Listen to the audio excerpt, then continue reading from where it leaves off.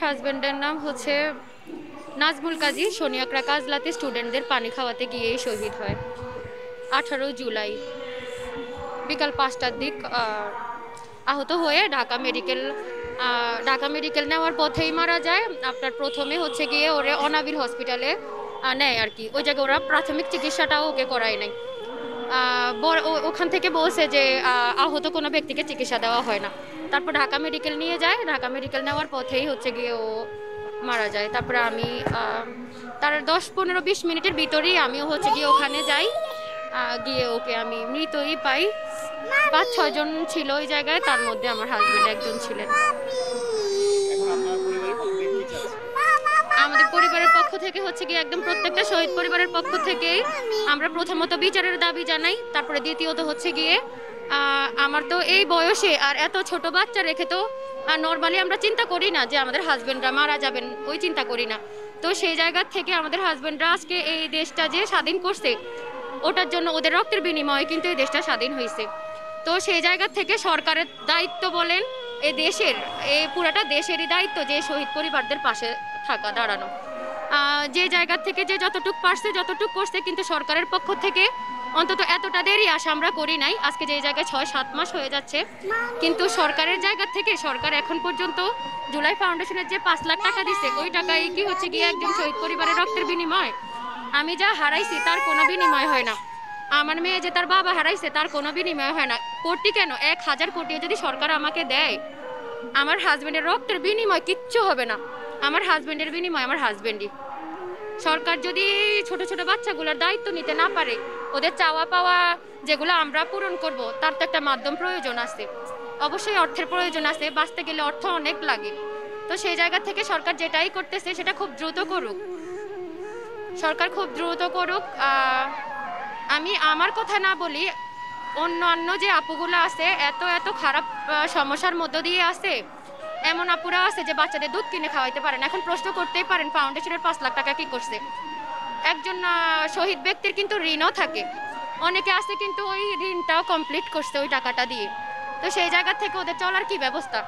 এখন এটাও বলতে পারেন যে আপনারা চলতেছেন না, বাঁচতেছেন না। বাঁচাও কত রকম আছে। আমাদের হাজবেন্ডরা থাকলে কি আজকে আমি যে জায়গায় আছি, এই জায়গায় কি আমার থাকার কথা ছিল? অবশ্যই না। আমার মেয়েটা ঘামাই গেছে, ওরে তো ওর বাবা ছোট থেকে এসিতে রেখে বড় করছে। আমরা কোত্থেকে কই নেমে আসছি, আর এক একজন উপদেষ্টারা কোত্থেকে কই গেছে বলেন? ওনাদের কি একজনেরও 10টা মিনিট করেও টাইম হয় না একটা শহীদ পরিবার বা এই ছোট বাচ্চাগুলোর একটু জড়াই ধরা, একটু আদর করা? সেই জায়গা থেকে ওনারা কি করছে? একজন এসে বলুক, ডক্টর ইউনূস কি পারতো না অন্তত 20টা শহীদ পরিবারকে ওনার কাছে নিয়ে বসে কথা বলতে? ঠিক আছে, সবার কাছে যাওয়া সম্ভব না, 20 জনকে ডাক দিক, উনি কথা বলুক, ও 600-800 শহীদ পরিবারের গল্পটা উনি শুনুক। সেই জায়গা থেকে ওনার টাইম কেন হচ্ছে না, কেন হইতেছে না আমি জানি না। আশা করি এখন যদি একটু হয় তাইলে অনেক ভালো হয়। আর সব থেকে বড় কথা, আমাদের ওই যে ভাতাটা দিবে বলছে, সম্মানীয় যে ভাতাটা, ওটা একটু খুব দ্রুত চালু করুক। আর টাকা সুদের উপর না দিক, সঞ্চয়পত্র আকারে না দিক, এককালীন দিয়ে দিক। আর এটা এই যে টাকা পয়সার যে ব্যাপারটা, এটা হচ্ছে গিয়ে বলতে চাই না, কিন্তু কিছু ক্ষেত্রে না বললেও নয়। কারণ আজকে যদি আমি না খেয়ে থাকি, আমরা না খেয়ে থাকি, আপনারা দেখতে আসবেন না। আজকে আমি আমার মেয়ের কোনো শখ পূরণ না করতে পারলে আমারই খারাপ লাগবে, আপনাদের কারো কিচ্ছু যাবে আসবে না। তো সেই জায়গা থেকে আমি বিচার যেমন চাই, আমি আমার ন্যায্য অধিকারটাও চাই। বাচ্চাটা যখন ওর বাবার কথা জিজ্ঞেস করে, বা আরো বড় হলেও ও যখন জিজ্ঞেস করবে, আমি একটা কথাই বলবো, দুনিয়ার জীবনটা খুবই ছোট। ও আখেরাতে ওর বাবাকে পাবে। আর আমি এটাই ওরে বলি, দুনিয়ার জীবনে বাবা নাই, কিন্তু আখেরাতে আছে, আর ওর বাবা অনেক ভালো আছে। ওরে যেন ওর বাবার কাছে ওরকম ভালো রাখতে পারি, আমি দুনিয়ার জীবন ওরে ওইভাবে কাটাইতে চাই। আর সব থেকে বড় কথা কি, আমি স্বপ্ন অনেক বড় দেখছিলাম। আমার হাজবেন্ডকে আমি যখন বলতাম যে আমাদের একটা ফ্ল্যাট দরকার, ও বলতো কি, তুমি ফ্ল্যাট কেন চাও? তুমি বলবা তোমার তো আমি বাড়িওয়ালা বানাবো। তো সেই জায়গা থেকে আমি এখন একটা ফ্ল্যাটেরও আশা করি না। তো আমাদের কি পরিমাণে স্বপ্ন ভাঙছে, আর কি পরিমাণে আমাদের পথ চলা কঠিন হয়েছে, সেটা আমরা জানি। যে হারায় সেই বুঝে, আর কেউ বুঝে না। সবাই বলে না, আমাদেরও খারাপ লাগে। মানুষের খারাপ 1 দিন 2 দিন, কিন্তু আমাদের খারাপ একদম আমাদের মৃত্যু পর্যন্ত। আমার হাজবেন্ড যেদিন মারা যান, সেদিন কানাডার জন্য ও কাগজপত্র জমা দিয়ে আসছিল, পাসপোর্ট জমা দিয়ে আসছিল, আমেরিকা ফ্যামিলি ভিসায় যাওয়ার জন্য ট্রাই করতেছিল। তো আমি তো এতদিন স্বপ্ন দেখতাম, 18 জুলাইয়ের আগ পর্যন্ত আমি স্বপ্ন দেখতাম যে আমরা আমেরিকা যাব। নামাজ পড়ে দোয়া করতাম যে আল্লাহ তুমি আমার হাজবেন্ডের এই ভিসাটা লাগাই দাও, আমরা যেন যাইতে পারি। এখন দোয়া করি যে আল্লাহ তুমি আমার হাজবেন্ডকে জান্নাত নসিব করো। তো কি পরিমাণে স্বপ্ন ভাঙছে, আশা ভাঙছে, সেটা একমাত্র আমরা জানি ভাইয়া। এটা না বলে শেষ করতে পারবো না যে আমাদের কি হয়েছে, আমরা কি হারাইছি। জীবন সঙ্গী হারানোর যন্ত্রণা যার হারাই সেই বুঝে। জুলাই ফাউন্ডেশনের যে ব্যাপারটা, যেমন আমার বেলায়ও আমি একটু ভোগান্তি হয়েছে, কিন্তু পরবর্তীতে শুনছি প্রথম অবস্থায় যারা ছিল তাদের হচ্ছে গিয়ে ভোগান্তি হয়েছিল, এখন একটু হচ্ছে গিয়ে কম হয়েছে। তো যেটাই হোক, শহীদ পরিবারের মধ্য থেকে যদি যোগ্য কেউ থাকে জুলাই ফাউন্ডেশনে জব করতে পারবে এরকম যেন রাখা হয়। শহীদদের ওয়াইফদের মধ্যেও গ্র্যাজুয়েশন কমপ্লিট করছে এরকম অনেকেই আছে, তো তাদের কি যোগ্যতা নাই জুলাই ফাউন্ডেশনে জব করার? তাদেরকে কেন দিচ্ছে না বলেন? তাদেরকে তো দেওয়া উচিত, কারণ সব থেকে বড় হকদার। আমাকে বলা হয়েছে যে ফাউন্ডেশনটা নাকি আমাদের, তো ফাউন্ডেশনটা আমাদের মানে আমার সন্তানদের। তো আমি ফাউন্ডেশনে গিয়ে কতটুকু সম্মান পাবো আমি জানি না, আমি অন্তত আমি আমার পুরাটা সম্মান আমি ওই জায়গায় আশা করি যে আমি যেন পাই। শুধু একটা কথা মনে রাখেন, আপনার যদি আজকে ভাই যায়, আপনার কিন্তু আরো একটা ভাই আছে, কিন্তু একটা সন্তানের যখন বাবা যায় তার কি আর কোনো বাবা আছে?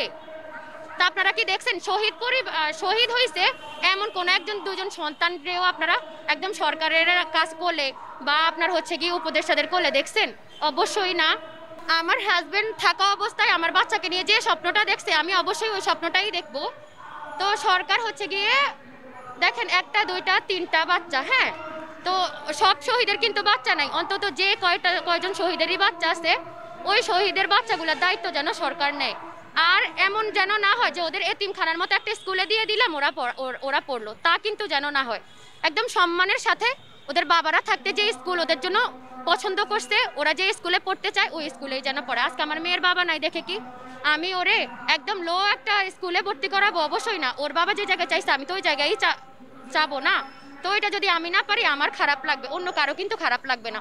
সরকারের কাছে কিন্তু এই এই দায়িত্বগুলা নেওয়া, এগুলা কিন্তু সরকারের কাছে কিচ্ছু না আহামরি। একজন সরকার চাইলে অনেক কিছু পারে। তা আমি চাই সরকার এই জিনিসগুলা যেন একটু খুব দ্রুত করে ভাইয়া, এতটুকুই। আর আপনারা হচ্ছে গিয়ে শহীদদেরকে ভুলে যাবেন না, আর যারাই শহীদদের ভুলে যাবে তারাই হচ্ছে গিয়ে ওদের রক্তের সাথে বেমানি করবে। আল্লাহ ছাড় দেয়, ছেড়ে দেয় না।